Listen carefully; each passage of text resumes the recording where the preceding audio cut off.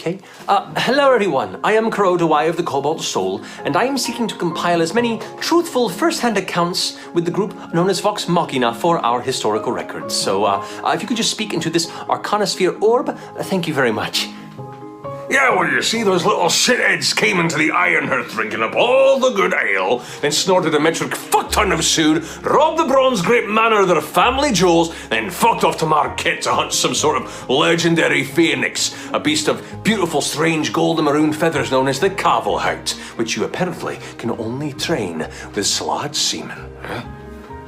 Then, 3 months later, my wife and I caught them getting really friendly with our cows. And then they magically turned themselves into cows and then just flew away on wings of moonlight. It was the damnedest thing I'd ever seen.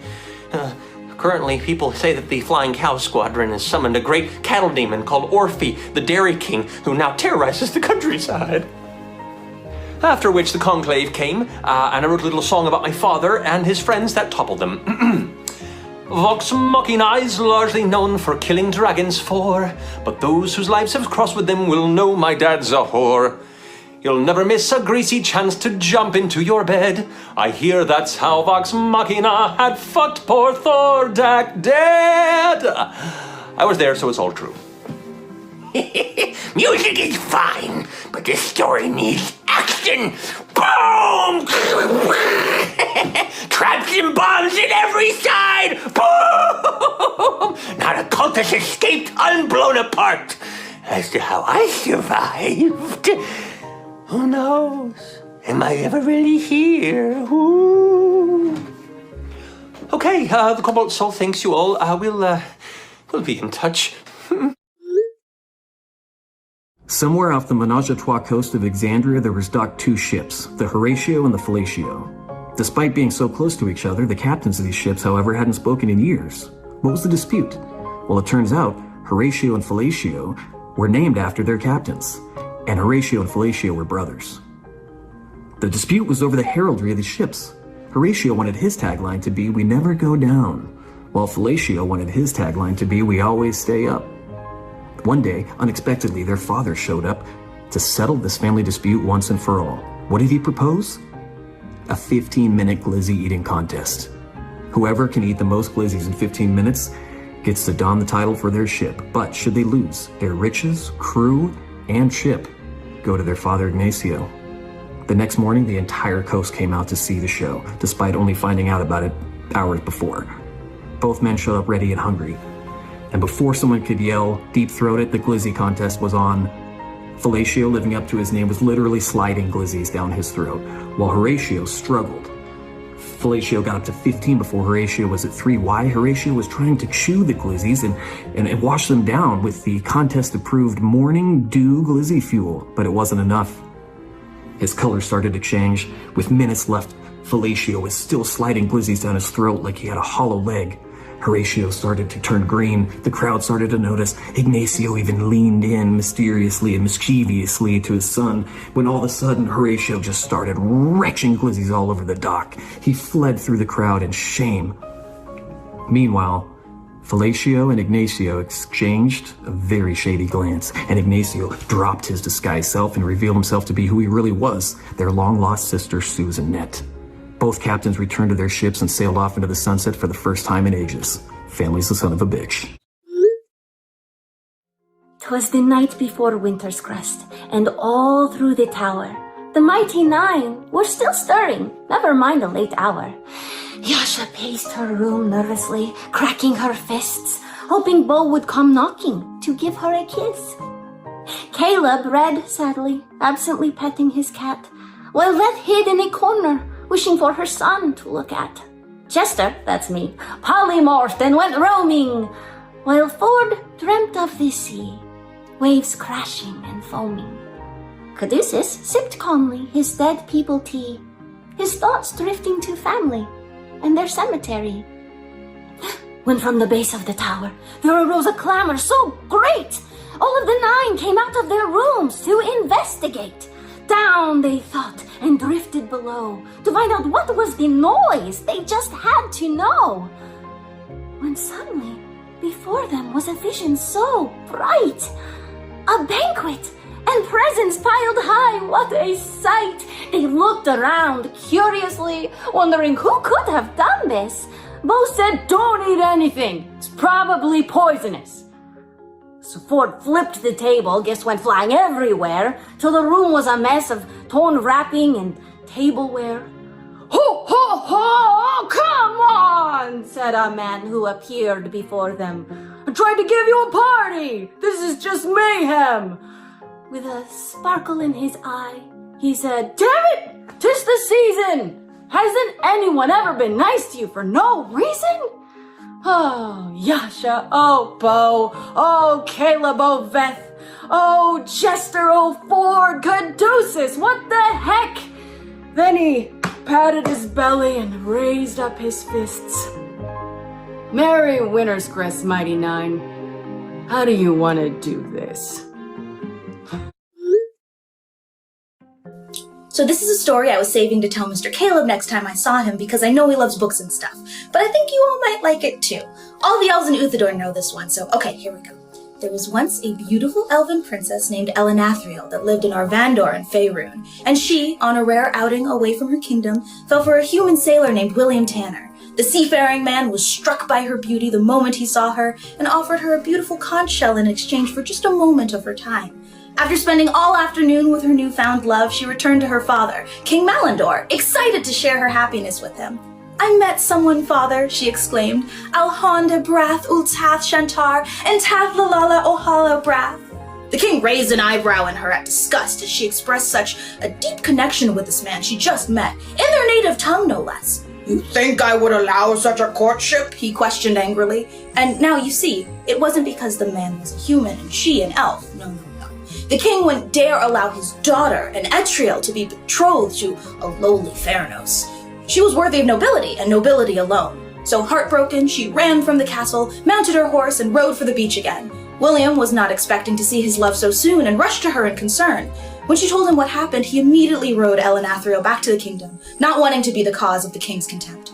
Malandor at first thanked William for being so responsible as to bring back his wayward daughter, only to have the Crown's Guard immediately seize and execute William on the spot, crimson spray showering all over the throne room. "Do not dare defy me again, Asum. You will learn your place." The king turned from his sobbing daughter as he left the servants to mop up the horrid remains. So now the endings to this story differ. Some say Elanathriel threw herself to the ocean to always be with William's wandering soul, and some say she forgot her dear sailor entirely and went on to marry an elven prince, doing what her father bid. But my favorite ending is the one where she ends up ruling the kingdom after her father fell mysteriously to some poisoned tea when he least expected it.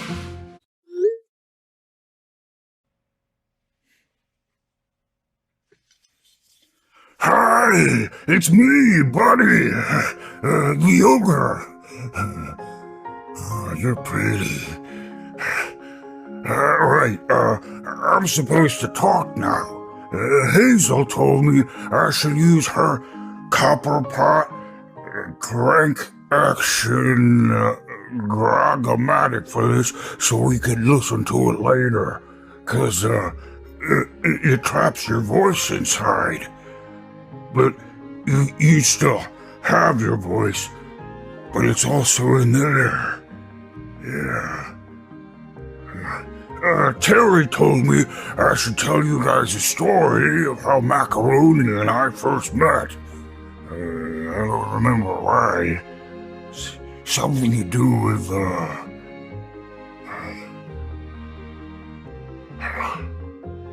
Oh, hey!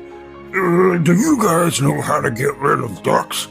My friend Lionel, he has all these ducks, and he had to go on a mission with some of the others to spy on something called,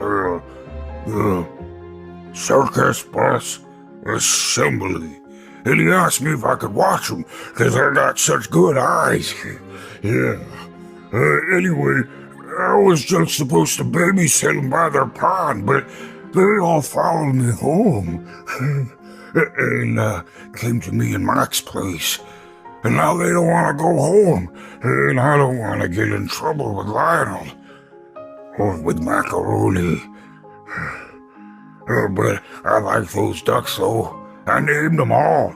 There's Chester, Quackers, Steve, Reggie, Percival Frederickstein von Musel, Kowalski de Rolo the Fourth, Webby,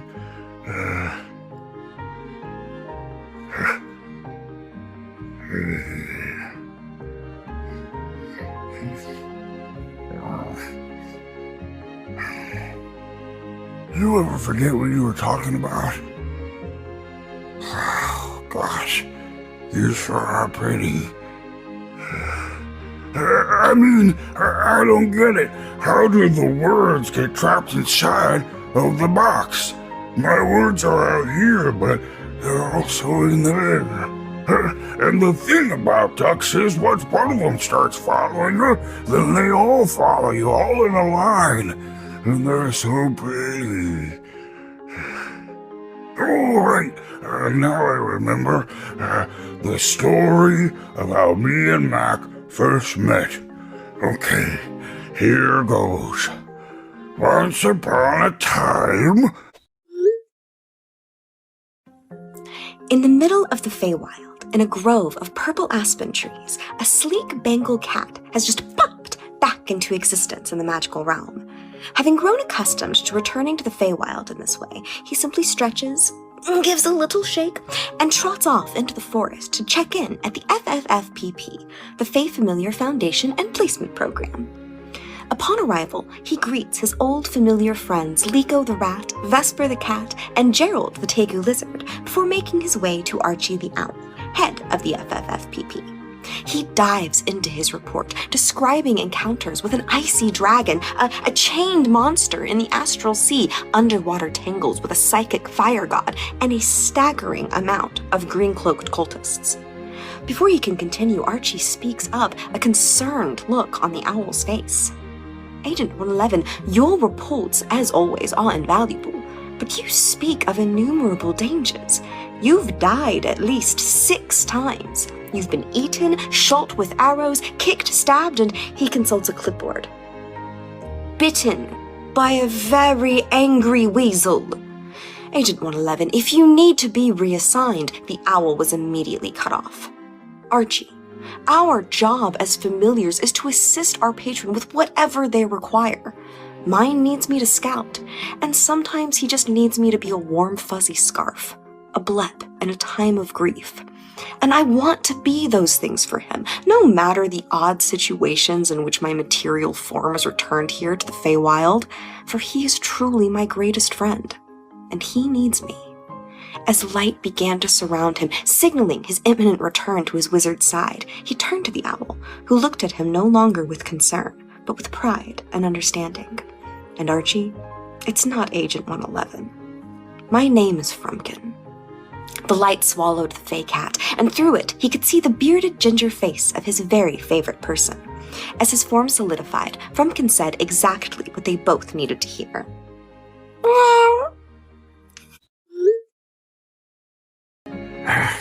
Thwarted again? No! I've come too far. I was just starting to like this tropical town. I'm sure those stupid elves back at the North Pole still think I'm at the bottom of the Halloween tree. Too bad the great Oogie Boogie didn't know that Chutney Chocolate Cane always keeps a razor blade in his mouth. He does now.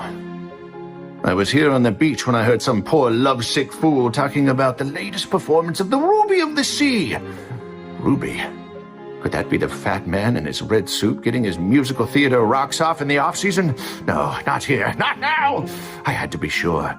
I went into town when I became distracted by the most beautiful toy store I had ever seen. When that is when inspiration struck. What is the one thing Saint Nick does over and over on that fateful night? He slides down chimneys and delivers toys.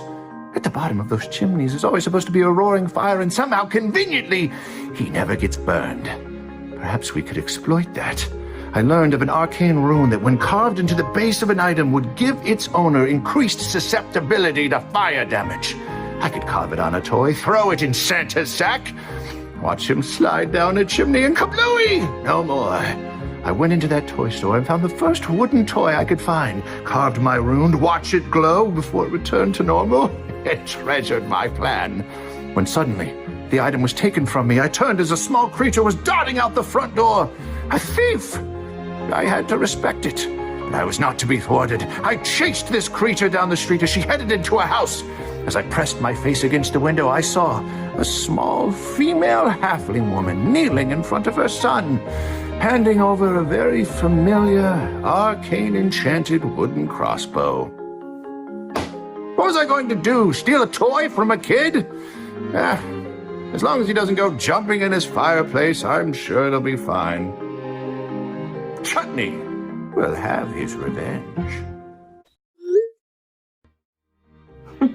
No, let our little friend here go. Because we need to have a conversation. See, you walked into my fine establishment, a stranger, spouting a lot of big words, heavy words, ones with weight and gravity. Names like Myriad, like Clasp, except we don't use those names anymore. Too messy. See, there's power in a name, but you knew that before you walked in. So were I to assume that that was boldness and not stupidity, I might be inclined to make you an offer. See, here's the deal. The upper crustiest of them on will be headed into the temple district tomorrow, dressed in their finery, loaded for bear with coin and golden tribute for the change-bringer, but Lady Luck favors the bold. And we're going to use this little promenade of conspicuous consumption to liberate some coinage from the aristocracy. Mulberry here is our druid on the inside. 2 weeks ago, she snuck into the stables of free noble houses and awakened their horses, so they are now as smart as us, loyal to us, and in on the plan for a 5% cut. We've also got a plant in with the musicians in the temple What? No, not a literal plant, like a guy. We did this yesterday. You can't, not everything's about like leaves and shit. Tomorrow, our man on the inside, once he sees our friendlies trotting into the square, will accidentally set off a firework, and our 3 sets of horses will spook in different directions, each running down a very narrow alley. And in the ensuing chaos, while they try to unwedge themselves in reverse, we slide into the undercarriages, grab what we can, and get out. Real easy. No one gets seen, no one gets hurt. And 1 hour later, we're down at the docks to split our treasure, board some boats, lay low for a while. Make sense? So, are you in? Or is the harbor gonna float just a little bit higher tonight?